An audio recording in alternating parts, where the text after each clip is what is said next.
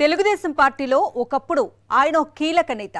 Party అధికారంలో ఉన్నా విపక్షంలో ఉన్నా పార్టీ కార్యక్రమాల్లో చాలా ప్రాధాన్యత ఉండేది. అయితే ఇదంతా గత వైభవంగా మిగిలిపోయిందని ఇప్పుడు ఆ నేత వాపోతున్నారు. మొన్నటి ఎన్నికల్లో టికెట్ దక్కలేదు. పార్టీ అధికారంలోకి వచ్చినా ఎలాంటి పదవి ఇవ్వలేదు. అసలు పట్టించుకుంటున్న వారే లేరట. ఆ ఉమ్మడి జిల్లాలో ఒకనాడు చక్రం తిప్పిన ఆ నేతకు ఇంతటి దయనీయ పరిస్థితి ఎందుకు వచ్చింది? Watch the story. ఉమ్మడి కృష్ణా జిల్లా తెలుగుదేశం పార్టీలో ఒకప్పుడు అన్నీ తానై చక్రం తిప్పిన మాజీ మంత్రి దేవినేని ఉమామహేశ్వరరావును ఇప్పుడు తెలుగు తమ్ముళ్లెవరూ పట్టించుకోవడం లేదని టాక్. 4 సార్లు ఎమ్మెల్యేగా గెలిచి గత చంద్రబాబు ప్రభుత్వంలో మంత్రిగా పనిచేసిన దేవినేని ఉమా కృష్ణా జిల్లాలోనే కాకుండా రాష్ట్ర టీడీపీలో కూడా కీలక నేతగా వ్యవహరించేవారు. 2014 నుంచి 2019 కాలంలో చంద్రబాబు పక్కనే ఉండి ఓ రేంజ్లో అధికార దర్పం చూపించిన నేత దేవినేని ఉమా. తాను గెలిచిన మైలవరంతో పాటు తన సొంత ప్రాంతమైన నందిగామ నియోజకవర్గంలోనూ దేవినేని ఉమా చక్రం తిప్పేవారు. నందిగామ నియోజకవర్గంలో టీడీపీ ఎమ్మెల్యే ఎవరున్నా పెత్తనమంతా దేవినేని ఉమాదే అన్నట్లుగా నడిచేది. అయితే ఇటీవల ఎన్నికల సమయానికి మొత్తం పరిస్థితి తారుమారైపోయింది. పార్టీలో ఓ వెలుగు వెలిగిన దేవినేని ఉమాకు ఎన్నికల్లో చంద్రబాబు హ్యాండ్ ఇచ్చేశారు.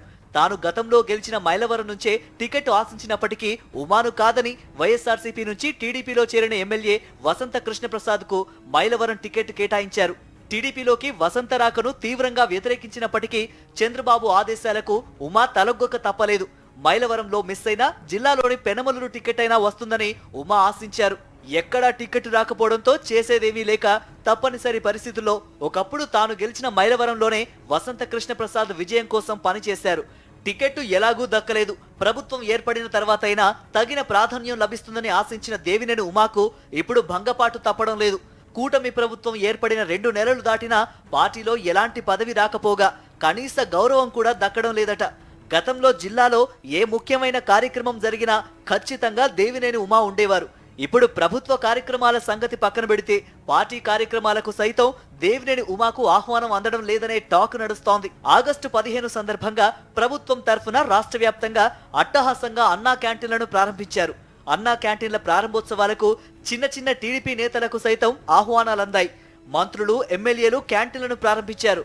కానీ దేవినేని ఉమాకు ఎక్కడి నుంచి ఆహ్వానం రాలేదు. నందిగామ నియోజకవర్గంలో ప్రారంభించిన ఓ క్యాంటీన్ కు ఎంపీ కేశినేని చిన్ని రిబ్బన్ కట్ చేశారు. స్థానిక నేతలు కూడా ఈ కార్యక్రమంలో పాల్గొన్నారు. కానీ ఉమ స్వంత ప్రాంతం నుంచి ఆయనకు ఆహ్వానం రాకపోవడంతో షాక్ అయ్యారట. దీంతో ఉదయం క్యాంటీన్ ప్రారంభిస్తే మధ్యాహ్నం అక్కడకు వెళ్లి క్యాంటీన్ ను చూశారు దేవినేని ఉమ.